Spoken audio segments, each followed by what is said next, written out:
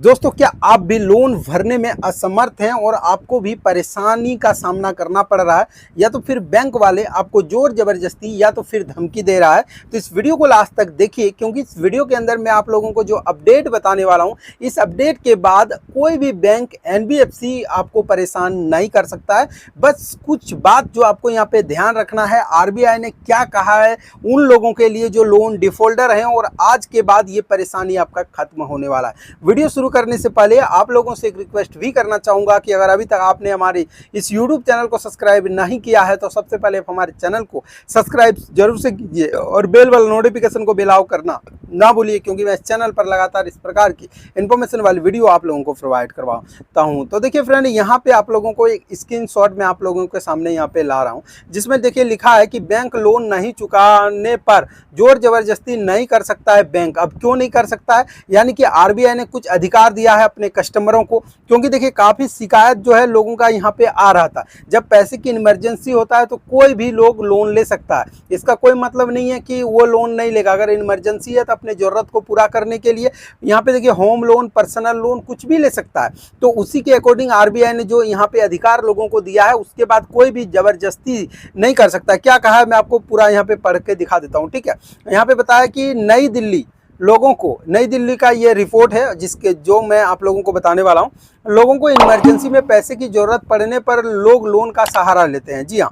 और कई कई ऐसे बैंक है और कंपनी जो कि लोन प्रोवाइड भी करवा देता है, और बाद में पैसा का रिपेमेंट करने के लिए लोगों को से जोर जबरदस्ती, ब्लैकमेलिंग जैसा प्रॉब्लम का यहाँ पे लोगों को जो है सामना करना पड़ रहा था पहले। लेकिन जब ज़्यादातर यहाँ पे जो है कंप्लेंट इन लोन ऐप्स के खिलाफ जाने लगा, या तो फिर एनबीएफसी रजिस्टर्ड कंपनियों के खिलाफ जाने लगा, या फिर बैंक के खिलाफ जा रहा है, तो ऐसे कंडीशन में आरबीआई ने यहाँ पे जो कहा है उस चीज को मैं यहाँ पे आप लोगों को क्लियर बता दूं। देखिए, बता दें कि लोन अगर आप नहीं चुका पा रहे हैं तो कोई भी रिकवरी वाले एजेंट या तो फिर कोई भी बैंक हो, वो आपको यहाँ पे रिकवरी करने के टाइम कोई भी जोर जबरदस्ती, धमकी, गाली गलौज नहीं दे सकता है। अगर ये ऐसा कोई भी कर रहा है तो उसके खिलाफ आप लीगल एक्शन ले सकते हैं। अब लीगल एक्शन कहाँ लेंगे? तो जैसे कि मान लिया जाए कि आपने किसी बैंक से लोन लिया है, तो बैंक में आपको उस रिकवरी वाले का जो भी नाम है उसको आपको ध्यान में रखना है।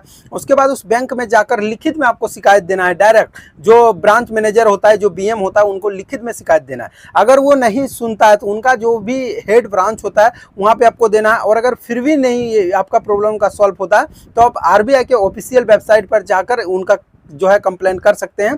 यह है प्रोसीजर, ठीक है। अब कई बार ऐसा होता है कि किसी लोन ऐप से आप लोन लिए हैं और ये लोन ऐप्स वाले आपको परेशान कर रहा है। अब लोन ऐप्स तो एक प्रकार का अनसिक्योर्ड लोन है, और इसका पैसा अगर आप नहीं चुका पाते हैं तो वो लोग जो है डायरेक्टली एक दिन में 20 बार, 30 बार, 50 बार तक आपको कॉल कर सकता है। उसका कोई लिमिट नहीं है। वो जल्दी से घर पे रिकवरी वाले तो आते नहीं, लेकिन ये फोन के माध्यम से ही आपको परेशान करता है। और वैसे कंडीशन में भी अगर आपको परेशानी कर रहा है, या सुबह 7 बजे से पहले, रात के 7 बजे के बाद, जो आरबीआई का नियम है उसके अनुसार आपके घर पर कोई विजिट नहीं कर सकता है, आपको कोई कॉल तक भी नहीं कर सकता है। ऐसा नहीं कि आपने पैसा लिया तो आपको कॉल करके परेशान करता है। और अगर ऐसा कोई कर रहा है तो उसके खिलाफ आप लीगल एक्शन ले सकते हैं। और सबसे ज़्यादातर कमेंट यहाँ पे हमें पूछा जाता है कि सर मेरा जो लोन है वो 15 दिन ओवर ड्यू हो गया, अब मुझे कंपनी वाले बोल रहे हैं या तो फिर बैंक वाले बोल रहे हैं कि आपके खिलाफ लीगल एक्शन होगा, आपके ऊपर केस करूँगा, आपको जेल भेज दूंगा। तो मैं आपको बताता चलूँ कि 60 दिन तक अगर आप रेगुलर, मतलब 2 ईएमआई अगर आप नहीं देते हैं तो आपको सबसे पहले नोटिस आएगा।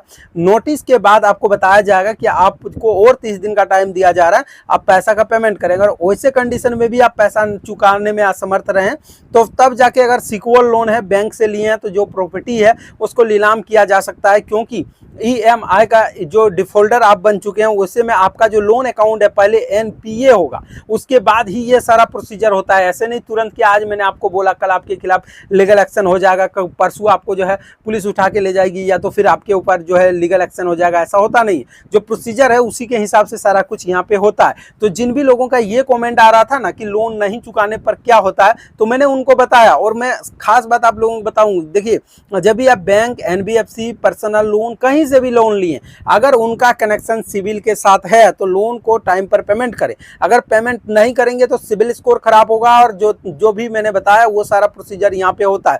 लेकिन ऐसा नहीं कि लोन आपने लिया है तो वो जो बोल रहे हैं वही सुनना होगा, आपको पूरा यहाँ पे ध्यान रखना, उसके बाद ही ये सारा काम आप लोगों को करना है।